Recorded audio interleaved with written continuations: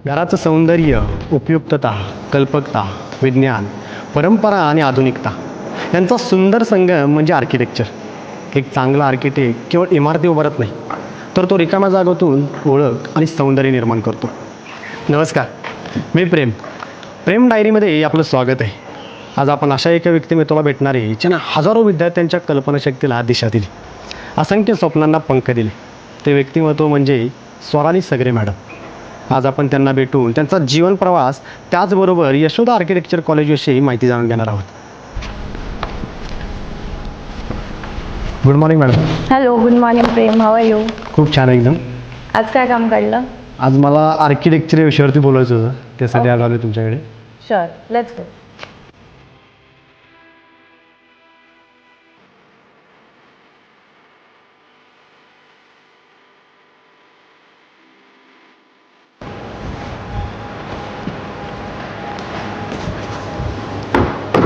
तर मग प्रेम, what were you saying? मला असं जाणून घ्यायचं होतं की तुम्ही आर्किटेक्ट हे करिअर कसं निवडलं. ओके, तर खरं सांगू म्हटलं तर आर्किटेक्चरबद्दल मला फारशी माहिती नव्हती. जेव्हा मी सायन्स निवडलं तेव्हा either we have science, medical or engineering, हे दोनच ऑप्शन्स पुढे असतात. पण आर्किटेक्चर ह्या पर्यायाबद्दल इतकं एक्सपोजर, म्हणावं तसं एक्सपोजर नव्हतं और अवेअरनेसही नव्हती साताऱ्यामध्ये, और अदर कॉलेजही नव्हतं. सो मी त्याच्यासाठी कोल्हापूर, पुणे असं माहिती काढली की काय करू शकतो और आर्किटेक्चर क्षेत्रामध्ये आपल्याला पुढे काय व्हावं आहे. और आर्किटेक्चर हे नव्यानंच करिअर ऑप्शन समजल्यामुळे त्याची तयारी पण कशी करायची हेही मला समजून घ्यायचं होतं. सो त्याच्यातून मला कळालं की नाटा ही एंट्रन्स एक्झाम द्यायला लागते. सो ते म्हणजे करायचं काय नक्की. सो मग माझा प्रवास CET-पासून नाटाकडे वळाला की मी CET-साठी का प्रिपेअर करते आहे, मी नाटासाठी प्रिपेअर करायला हवं. सो 11वीपासून माझी जर्नी नाटाकडे वळाली आणि तिथून पुढे मग कॉलेजच्या शोधात की कोणते कॉलेजेस असतात, काय पुढे जाऊन काय करिअर ऑप्शन असतं. तेही नव्याने कळालं की हा 5 वर्षाचा कोर्स आहे, म्हणे 4 वर्षाचा नाही इंजिनिअरिंगसारखा. सो माझ्यासोबत जे शिकत होते ते 4 वर्षात लगेच मार्केटमध्ये उतरणार, पण माझा प्रवास हा 5 वर्षाचा असेल. सो पहिल्यांदा माझा तिथेच डगमगला की आपण नक्की ह्या कोर्सकडे जायचं की नाही. पण मला काहीतरी वेगळं करायचं होतं म्हणून मी हा चॉईस निवडला. घरातल्यांनीही तसं सपोर्ट केलं आणि म्हणून मी पुण्यामध्ये सिंहगड ह्या कॉलेजमध्ये ॲडमिशन घेतलं. त्याच्यानंतर मी मास्टर्स केलं आणि आत्ता currently I am pursuing my PhD. So जे एक्सपोजर मला मिळालं नाही, we want that to bring that in Satara. So गेले 10 वर्ष 2015मध्ये आपण हा कॉलेज 2015मध्ये आपण हे कॉलेज चालू केलं, आर्किटेक्चर कॉलेज. आणि गेले 10 वर्ष तरी अजून एकच कॉलेज आहे आत्ता. आणि त्या मार्गाने आपल्याला मुलांना हे एक करिअर ऑप्शन चॉईस म्हणून पण त्यांच्या पुढे आणायचं आहे. आणि त्याचसोबत आपण एक फॅसिलिटेशन सेंटरही ठेवलेलं आहे, ज्यातून मुलांना अवेअरनेस मिळणार आहे आणि त्यांच्यापर्यंत ही माहिती पोचणार आहे. तुम्ही आत्ता उत्तरामध्ये नाटा हा शब्द वापरला. नाटा म्हणजे नेमका काय हे कळेल का मला? ओके, नाटा म्हणजे national aptitude test in architecture. So ही एंट्रन्स एक्झाम, जसं आपण इंजिनिअरिंगसाठी CET एक्झाम देतो, मेडिकलसाठी नीट देतो, तसंच आर्किटेक्चरसाठी नाटा ही एक्झाम घेतली जाते through council of architecture. Okay. So त्यामध्ये एलिजिबिलिटी क्रायटेरिया म्हटलं तर PCM द्यायला लागतं, that is physics, chemistry, maths group असायला लागतो, ज्यामध्ये तुम्ही 50% मार्क्स तरी असायला हवे आणि मॅथ्समध्ये 50% मार्क्स हवे. ओके. और त्याच्या ऑल्टरनेटिव्ह म्हणजे कोणताही डिप्लोमा कोर्स जो 3 वर्षाचा आहे अलॉंग विथ मॅथ्स सब्जेक्ट, ज्याची क्रायटेरिया ऑल्सो इज 50% पासिंग. त्याचबरोबर नाटा हे ह्याचे सेशन्स वेगवेगळ्या सेशन्समध्ये होतात. सो 2026मध्ये एप्रिलपासून एक्झाम्स चालू झालेले आहेत. सो एप्रिल टू जून हा फेज 1मध्ये होतात एक्झाम्स आणि ऑगस्टमध्ये फेज 2चे एक्झाम्स होतात. ओके. सो स्टुडंट्सना 3 अटेम्प्ट्स द्यायची परवानगी असते, ज्यामधले जो बेस्ट स्कोर असेल तो त्यांचा मेरिट लिस्टसाठी पकडला जातो. मॅडम, नाटाची तयारी कशी करावी? सो नाटा हा 200 मार्काचा पेपर असतो, ज्यामध्ये 100 मार्कमध्ये तुमचं ड्रॉइंग, 3D कॉम्पोजिशन ते बघितलं जातं आणि सेकंड हाफमध्ये लॉजिकल रिझनिंग, ॲप्टिट्यूड टेस्ट अशा गोष्टी कवर केल्या जातात. सो त्याच्यासाठी फार महागडा कोर्सच करावा असं काही नाही आहे. त्याच्यासाठी बुक्स अवेलेबल आहेत. nata.in सगळी इन्फॉर्मेशन अवेलेबल आहे. आपल्या कॉलेजमध्ये आपण त्याच्यासाठी गायडन्सही प्रोव्हाइड करतो. सो अशा प्रकारे तुम्ही फक्त 6 महिन्यातही प्रिपेअर करू शकता और इवन 15 डेजच्या शॉर्ट कोर्समध्येही तुम्ही रेडी होऊ शकता नाटा एक्झामसाठी. मॅडम, अनेक मुलांना असं वाटतं की आर्किटेक्चर म्हणजे इमारतींची डिझाईन काढणं, पण आर्किटेक्चर म्हणजे नेमकं काय? हा खूप महत्त्वाचा प्रश्न आहे, कारण की बराच गैरसमज असतो की आर्किटेक्चर म्हणजे फक्त आर्टमध्येच आवड असली किंवा चित्रकलेची आवड आहे म्हणून आर्किटेक्चर केलं. पण नुसतं चित्रकला हाच भाग नसतो, त्याचा फक्त एक आर्किटेक्चरचा फक्त एक छोटा भाग आहे. पण architecture and along with that logic आणि मॅथ्स हे कॉम्बिनेशन म्हणजे आर्ट, सायन्स अँड टेक्नॉलॉजीच्या कॉम्बिनेशनमध्ये म्हणजे आपण म्हणू शकतो आर्किटेक्चर. ओके. म्हणजे नुसतं इमारती प्लॅनिंग करणं आणि नुसतं इमारती उभारणं हा एवढाच भाग नसतो, तर 4 भिंतींपलीकडेही विचार करावा लागतो की सनलाईट कुठून येणार आहे, आपण कॉन्टेक्स्टचा विचार करायला लागतो. त्याच्यासोबतच ह्याच्या पुढेही जाऊन ते बजेटमध्येही बसवणं आणि एस्थेटिकही बनवणं हे आर्किटेक्टचं काम असतं. आजच्या काळात आर्किटेक्टची गरज का आहे? तशा बऱ्याच रिझन्स आहेत. फर्स्टली आपण बघतोय की पॉप्युलेशन वाढते आहे किंवा शहरं झपाट्याने वाढत आहेत, तर त्याच्यासोबतच प्लॅनिंग स्ट्रॅटेजिकली करणं गरजेचं आहे, कारण की जमिनी कमी आहेत आणि लोक त्या मनाने वाढत आहेत. सो तो प्रपोर्शनमध्ये आणणं गरजेचं आहे. त्याच्यासाठी प्लॅनिंगला जास्त महत्त्व दिलं जातं. सो त्याच्यासाठी आपल्याला आर्किटेक्ट्सची गरज आहे. सेकंडली क्लायमेट चेंज होतं आहे, आपण बघतो आहे तेही जे क्लायमेट चेंज होतं आहे त्याच्यामुळे आपल्याला सस्टेनेबल मटेरियल आणि त्या दृष्टीने डिझाईन करणं महत्त्वाचं आहे. सो त्या सेन्सिटिव्हिटीने करणारं म्हणजे आर्किटेक्ट. थर्डली रिच हेरिटेज जे आपल्याकडे आहे इंडियामध्ये म्हणा और महाराष्ट्र, साताऱ्यामध्येही एवढं हेरिटेज आहे ते आपल्याला जपणं गरजेचं आहे. सो त्याचं कॉन्झर्वेशन करणं ह्याचं कामही आर्किटेक्टचंच आहे. अँड फोर्थली जे वाढतं महागाई आहे तेही बजेटमध्ये सगळ्यांसाठी अफोर्डेबल हाऊसिंग करणं हेही एक महत्त्वाचा भाग आहे. सो त्याचंही काम आर्किटेक्टनी केलं पाहिजे. आता मॅडम, आपल्या कॉलेजमध्ये म्हणजेच यशोदा कॉलेजमध्ये जर आर्किटेक्चरला मला जर ॲडमिशन घ्यायचं असेल तर त्याची प्रवेश प्रक्रिया काय आहे? Okay. So first step would be, जसं मी मगाशी सांगितलं, नाटा एक्झाम्स देऊन नाटा एक्झाममध्ये क्वालिफाय होणं महत्त्वाचं.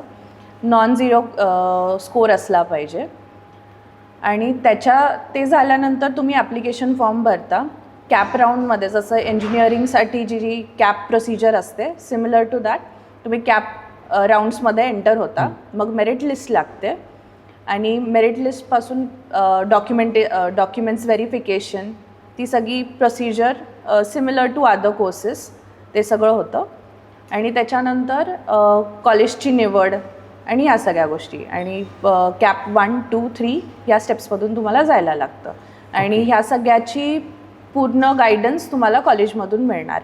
सो तुम्हाला काही प्रश्न असतील, कोणत्याही स्टुडंट्सना काही गायडन्स हवं असतं तर कॉलेजमध्ये येऊन तुम्ही इवन सॅटर्डे संडे ॲडमिशनसाठी प्रोसिजर ओपन आहे. ओके. ह्याच्यामध्ये अजून काहीतरी कोर्सेस असतात ना? येस. सो BArch हा 5 इयर्सचा कोर्स आहे जो 12वी नंतर केला जातो और 3 इयर्सच्या डिप्लोमा कोर्स नंतर केला जातो. त्याच्यासोबतच आपल्या इथे डिप्लोमा इन इंटिरियर डिझाईन असाही कोर्स आहे जो 3 वर्षाचा आहे, which is again a COA course, that is council of architecture, आणि MSBT अप्रूव्ड कोर्स आहे. आता आर्किटेक्चर पूर्ण झाल्यानंतर विद्यार्थ्यांना कोणकोणत्या क्षेत्रात संधी उपलब्ध आहेत? तसं बघायला गेलं तर संधींची लिस्ट खूप मोठी आहे, पण आर्किटेक्ट झाल्या मुलं स्वतःची प्रॅक्टिस चालू करू शकतात. मग त्याचबरोबरीने कोणत्याही नामांकित आर्किटेक्चरल फर्ममध्येही जॉब करू शकतात. त्याचसोबत ते प्रोजेक्ट मॅनेजमेंट फर्म्स किंवा रिअल इस्टेट फर्म्स और इवन इंटिरियर डिझायनिंगच्या फर्म्समध्येही जॉईन होऊ शकतात. तसेच मास्टर्ससाठी त्यांना इंडियामध्ये किंवा इंडियाच्या बाहेरही भरपूर संधी आहेत. मास्टर्सची लिस्टही तशीच बरीच मोठी आहे. मी स्वतः एन्व्हायरमेंट आर्किटेक्चरमध्ये केलेलं आहे. त्याच्यासोबतच तुमच्याकडे अजून भरपूर ऑप्शन्स आहेत, जसे की landscape architecture, digital architecture, project management, construction management, conservation architecture, traditional architecture and the list goes on. I think गव्हर्नमेंटमध्ये पण काहीतरी संधी असतात. येस, आणि हे भरपूर लोकांना माहिती नाही आहे, बट गव्हर्मेंट सेक्टरमध्येही खूप ऑपॉर्च्युनिटीज आहेत. जसं की town planning department, urban design authorities, PWD, smart city mission जे आता गव्हर्मेंटनी चालू केलेलं आहे. सो अशा आणि आर्किओलॉजिकल डिपार्टमेंट, अशा भरपूर क्षेत्रांमध्ये आर्किटेक्ट्सला खूप मोठी डिमांड आहे. आता मॅडम, असं काही एखादं उदाहरण आहे का की म्हणजे आपले इथले विद्यार्थी आज नॅशनल किंवा इंटरनॅशनल लेवलला काम करतात? हो, भरपूर आहेत. तर 2019-20 आपले 5 बॅचेस पासआउट झालेले आहेत, ज्यामध्ये अराऊंड 141 स्टुडंट्स पासआउट झालेले आहेत. आणि प्रत्येक स्टुडंट कुठे ना कुठे एकदम सक्सेसफुल स्टेजवरती आहे सध्या. सो जवळपास आपलं 100% प्लेसमेंट झालेलं असं म्हणता येईल. त्याचबरोबर नुसतंच आर्किटेक्चरच क्षेत्रात न उतरता त्यांनी भरपूर करिअर चॉईसेस चांगल्या प्रकारे निवडलेले आहेत. आपले काही 2 स्टुडंट्स आत्ता पोलंडमध्ये त्यांनी इतक्यातच अर्बन डिझाईनमध्ये मास्टर्स फिनिश केलं आणि तिथेच आत्ता जॉब करत आहेत. एका स्टुडंटनी आत्ता जपानमध्ये मास्टर्ससाठी अप्लाय केलेलं आहे. एका स्टुडंटनी तर करिअर चॉईस अशा प्रकारे निवडलेलं आहे की she is working in set designing. So बॉलिवूडमध्ये सेट डिझायनिंगसाठी काम करते. सो तशाच प्रकारे काही मुलं निकमार्क, COEP, MIT अशा कॉलेजेसमध्ये मास्टर्स करतात. आणि काही मुलं शिक्षण क्षेत्रातही उतरलेले आहेत आणि आर्किटेक्चरमध्ये प्रोफेसर्स म्हणून काम करतात. तर काही स्वतःची फर्म्सही ओपन केलेले असे बरेच सक्सेसफुल एक्झाम्पल्स आहेत. ओके. साताऱ्यामध्ये, वाईमध्ये, कोल्हापूरमध्ये, पुण्यामध्ये, इवन महाराष्ट्राच्या बाहेर कोलकातामध्ये, मैसूरमध्ये अशा ठिकाणी त्यांनी नामांकित फर्म्स अंडर ते काम करतात. आता महाराष्ट्र असेल, भारत असेल किंवा जागतिक स्तरावर आर्किटेक्चर क्षेत्राचं भविष्य कशा प्रकारे असू शकतं? जग वाढत आहे, त्यामध्ये सस्टेनेबिलिटी, ग्रीन आर्किटेक्चर और नेट झिरो बिल्डिंग्स याची डिमांड खूप वाढत आहे. अर्बनायझेशन ज्या प्रकारे वाढतं आहे, India is one of the highest growing country I would say. So त्यामध्ये पुढे जाऊन आर्किटेक्टची डिमांड खूप वाढणार आहे. त्याचबरोबर जे बदलती टेक्नॉलॉजी आहे, जसं की BIM, 3D modelling, parametric design, so ह्यामध्ये जे शिकून पुढे जातील यांचंच पुढे उज्ज्वल भविष्य आहे. सो त्याच्याबरोबरीनं आपण ॲज अ टूल ते वापरून त्याच्यासोबत काम करणं हे महत्त्वाचं आहे. ओके. त्याचबरोबर महाराष्ट्र हे हेरिटेजमध्ये खूप रिच आहे. सो जसं आपण बघतो, महाराष्ट्राचं रिच कल्चर जे आपल्या हेरिटेजमधून दिसून येतं, रिच आर्किटेक्चरमधून दिसून येतं. आपले गडकिल्ले आहेत, आपलं जुन्या पाण्याची रचना आहे, साठवण्याची रचना आहे, स्टेपवेल्स आहेत, बारव आहेत. तर हे सगळंही वाचवणं तेवढंच महत्त्वाचं आहे. सो त्याची महत्त्व आणि जाणीव बाळगता आपल्याला त्याच्यासोबत सस्टेनेबल आणि सेन्सिटिव्ह वेमध्ये सिटी प्लॅनिंग करणं हे महत्त्वाचं आहे. तर मॅडम, मी जेव्हा आतमध्ये येत होतो, म्हणजे आर्किटेक्चर बिल्डिंगमध्ये येत होतो मी, ओके, तेव्हा मला काही वेगवेगळ्या गोष्टी दिसल्या तिथे. तर त्या नेमक्या काय आहेत? सो तुम्ही एंटर करताना तुम्हाला लेफ्ट साईडला कन्स्ट्रक्शन यार्ड दिसलं असेल. तर ते म्हणजे मुलांच्या करिक्युलममध्येच आपल्याला आर्किटेक्चरमध्ये बुकिशपेक्षा प्रॅक्टिकल नॉलेज हे जास्त दिलं जातं. कारण की तुम्ही ॲज अ प्रोफेशन म्हणून बाहेर पडता, प्रोफेशन ॲज अन आर्किटेक्ट बाहेर पडता. सो आर्किटेक्ट झाल्यानंतर तुम्हाला काउन्सिल ऑफ आर्किटेक्चरचा एक रजिस्ट्रेशन नंबर मिळतो. सो म्हणून तुम्ही स्वतःची प्रॅक्टिस चालू करू शकता. तर त्याच्यासाठी तुम्हाला जे प्रॅक्टिकल नॉलेज हवं असतं, हँड्स ऑन एक्सपिरियन्स हवा असतो, तो पूर्णपणे इथं दिला जातो. ओके. सो जे आपण फर्स्ट इयरमध्ये मुलांना लिटरली गवंडी कामापासून सगळी सुरुवात होते. ब्रिक बॉन्ड्स कसे बनवायचे ते शिकवलं जातं. मग काही वर्कशॉप्स होतात, जसं की बांबू वर्कशॉप. आपण एक सिटआउट बघितलं असेल खाली, ते मुलांनीच बनवलेलं आहे. सो त्यामध्ये first year to fourth year सगळ्या स्टुडंट्स मिळून त्यांनी ते एक सिटआउट बनवलेलं आहे आउट ऑफ बांबू. त्यांनी स्वतः ते कटिंग त्याचं शिकलेलं आहे, त्यांना त्याचा हँड्स ऑन एक्सपिरियन्स मिळालेला आहे. त्याचबरोबर काही क्रिएटिव्ह वर्कशॉप्स पण होतात, जसं की calligraphy workshop, rendering workshop, soft skill workshops. So त्याच्या मुलांचं स्किल डेव्हलपमेंटसाठी जेवढे आपल्याला वर्कशॉप्स आणि सेमिनार्स घेता येतील तेवढ्यासाठी आपण एनकरेज करतो मुलांना. म्हणजे आपल्या इथं पुस्तकांपेक्षा जास्त प्रॅक्टिकलवर भर दिला जातो. येस. सो टेक्स्टबुक असं हे फक्त building construction and theory of structure शिवाय बाकी कोणत्याही सब्जेक्टला टेक्स्टबुक याची गरज पडत नाही. की आपल्याला मार्केटमध्ये जाऊन बुक्स घ्यायचं आहे असं गरज पडत नाही. इथे लायब्ररीमध्ये आपल्याला बुक्स सगळ्या वेगवेगळ्या दिसतील, ज्यामध्ये मुलांना मॅगझिन्स, जर्नल्स, ई लायब्ररी ह्या सगळ्याचा रेफरन्स घ्यायला लागतो. दरवर्षी त्यांना स्वतःचं एक डिझाईन बनवायला लागतं every semester, where every student is given. सगळ्या पूर्ण क्लासला एकच साईट दिली जाते, एकच ब्रीफ दिलं जातं, प्रोग्राम दिलं जातं, पण त्यातून प्रत्येकाचे असे 40 डिझाईन वेगवेगळे आपल्यापुढे रेडी होतात. तेच आपण डिस्प्ले करायला दरवर्षी एक एक्झिबिशन ठेवतो, जे अराउंड कॉलेज चालू झाल्यानंतर, दॅट इज जुलै और ऑगस्ट या मंथमध्ये आपण कॉलेजमध्ये एक यशो आर्ट फेस्ट म्हणून एक एक्झिबिशन ठेवतो, ज्यामध्ये मुलांचं सगळं काम, वर्षभराचं काम डिस्प्लेड असतं. मग त्यामध्ये सगळ्या पेरेंट्सनाही आम्ही इन्व्हाइट करतो, दाखवतो काय होतं आहे आपल्या कॉलेजमध्ये, मुलं एवढे रात्र जागून काय काम करत आहेत, पूर्ण 5 वर्षाच्या कोर्समध्ये ते काय नव्याने शिकत आहेत, हे सगळं त्यांना बघायला मिळतं. ओके. आणि आत्ता खरं तर आत्ताच्या जगामध्ये प्रॅक्टिकलची खूप गरज आहे आणि ते आपल्या कॉलेजमार्फत होत आहे. हो. म्हणून एक्सपोजर हे फक्त सातारा छोटा असल्यामुळे लिमिटेड नाही असं मी म्हणेन. त्यांना सगळ्या बाजूंनी एक्सपोजर दिलं जातं. आता आपण गप्पांच्या शेवटच्या टप्प्यात पोहोचतोय. आता हा जो एपिसोड मुलं बघणार आहेत किंवा पालक बघणार आहेत त्यांना तुम्ही काय सांगाल? ओके. तर आत्तापर्यंत मी जेवढी माहिती सांगितली तसं आर्किटेक्ट झाल्यानंतर तुम्हाला पुढे भरपूर संधी आहे. आणि असं नाही की तुम्हाला फक्त कन्स्ट्रक्शन ह्याच फील्डमध्ये काही करायचं आहे. त्याच पलीकडे तुम्हाला जाऊन बऱ्याच ऑपॉर्च्युनिटीज आहेत. फक्त इंडियामध्येच नाही, म्हणजे फक्त प्रायव्हेट फर्म्समध्ये, तर गव्हर्मेंट सेक्टर्समध्येही भरपूर ऑपॉर्च्युनिटीज आहेत. अलॉंग विथ दॅट इंडियाच्या बाहेरही भरपूर ऑपॉर्च्युनिटीज आहेत. तुमच्या नुसत्याच कन्स्ट्रक्शन फील्डच्या बाहेरही तुम्ही रिअल इस्टेट और कुठल्या क्रिएटिव्ह फील्डमध्येही जाऊ शकाल. Even for that matter product design, film मेकिंगमध्येही तुम्ही उतरू शकता.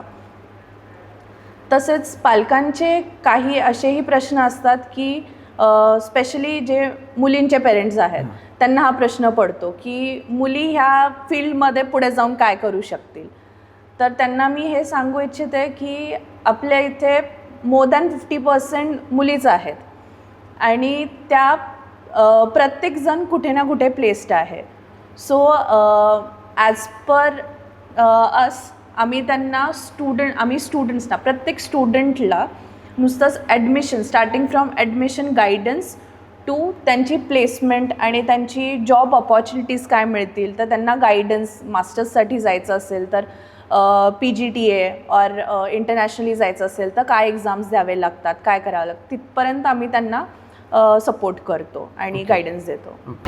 मॅडम, आजच्या चर्चेतून मला खरंच मौल्यवान माहिती मिळाली आणि असं पण कळालं की आर्किटेक्ट म्हणजे फक्त इमारती उभं करणं नाही, तर आर्किटेक्ट म्हणजे एक माणसांच्या जगण्याला एक वेगळी दिशा देतो. त्यामुळे मला तुम्ही आज मौल्यवान वेळ दिल्याबद्दल खरंच धन्यवाद. धन्यवाद प्रेम. आपलं हे कॉन्व्हर्सेशन आय थिंक खूप फ्रुटफुल झालं आणि kudos to you that you said architect and not architecture. कारण की दरवेळेस कुठेही गेलं, साईटवरती पण गेलं तर लोक म्हणतात की हां आर्किटेक्चर आले. ते नाही झालं पाहिजे. May be this will change after your podcast. नक्कीच.